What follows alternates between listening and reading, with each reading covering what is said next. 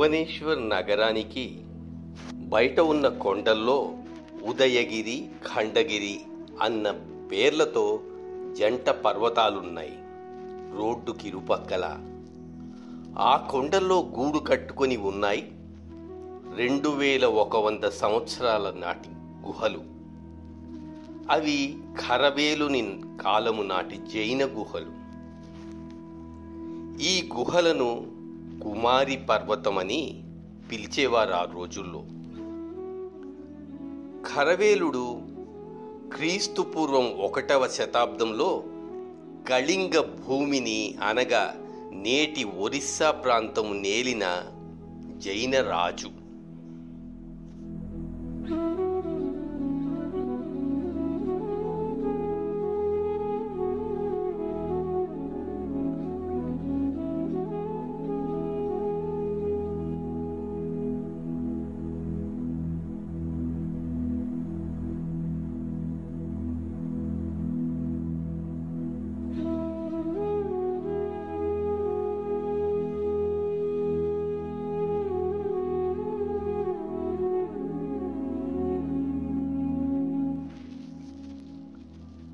జైన గురువులు లేక తీర్థంకరులలో ముఖ్యుడు మహావీరుడు.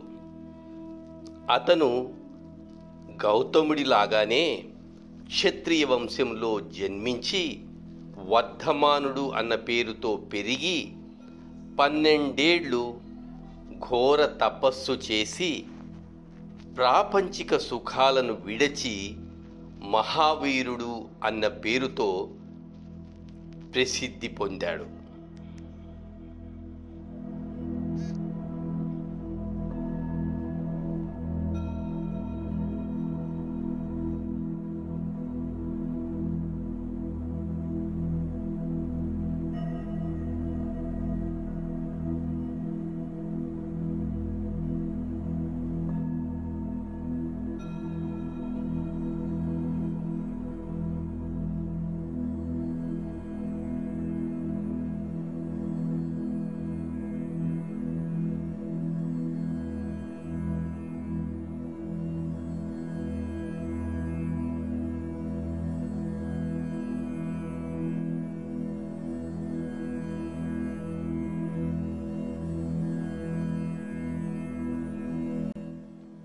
జైనంలో పశుపక్షాదులకు, జంతువులకు, వృక్ష జాతికి సాధ్యమైనంత వరకు హాని కలిగించకపోవడం ప్రధాన లక్ష్యం.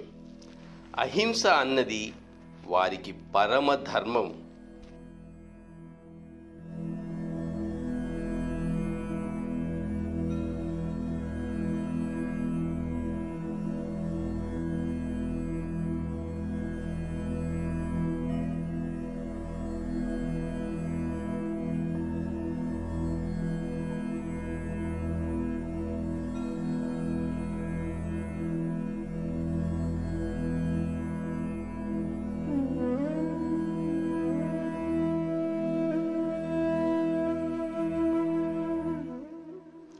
కర్మలచే జన్మలు కలుగుతాయని జైనం విశ్వసిస్తుంది. జీవులకి హాని కలిగించడం దుష్కర్మ. మానవుల వలె జైనం వృక్షాలకు, జంతువులకు, గాలికి, నీటికి కూడా ఆత్మ ఉంటుంది అని విశ్వసిస్తుంది.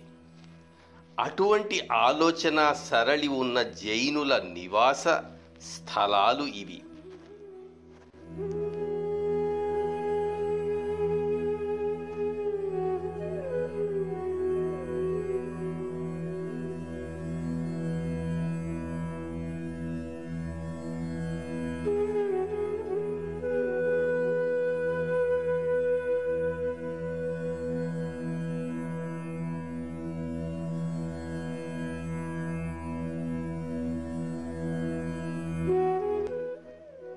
అసలు మతం అంటే ఏమిటి? మతము అంటే ఆలోచన విధానం. ఓ ఆలోచన విధానాన్ని జీవితంలో అమలు పరిచే వారిని ఆ మతమునకు చెందిన వారిగా పిలుస్తాము.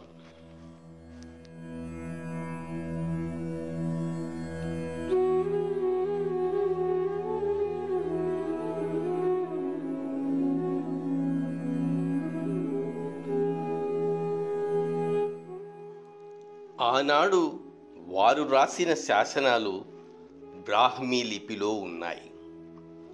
సింధు లిపి తరువాత అత్యంత ప్రాచీన భారతీయ లిపి బ్రాహ్మీ. బ్రాహ్మీ లిపి ఎన్నో భారతీయ లిపులకు మాతృక. భారతీయ లిపులకే కాదు, దక్షిణ పూర్వ ఆసియా ప్రాంతంలో బ్రాహ్మీ లిపి యొక్క అవశేషాలు ఉన్నాయి.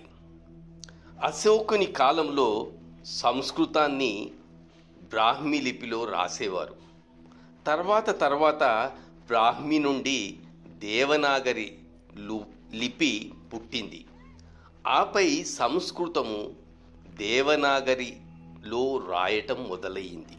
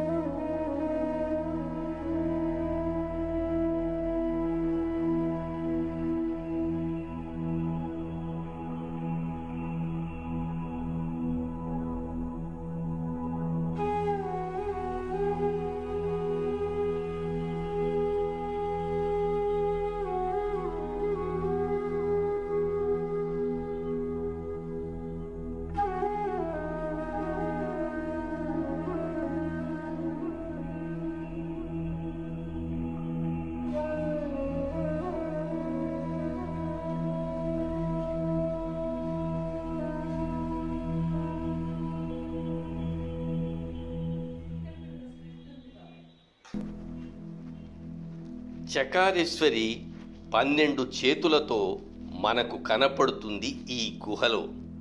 అందుకే ఈ గుహకు బారాభుజి గుంఫ అని పేరు. ఇక్కడ 24 తీర్థంకరులు వారి వారి శాసన దేవులతో మనకు కనపడుతారు.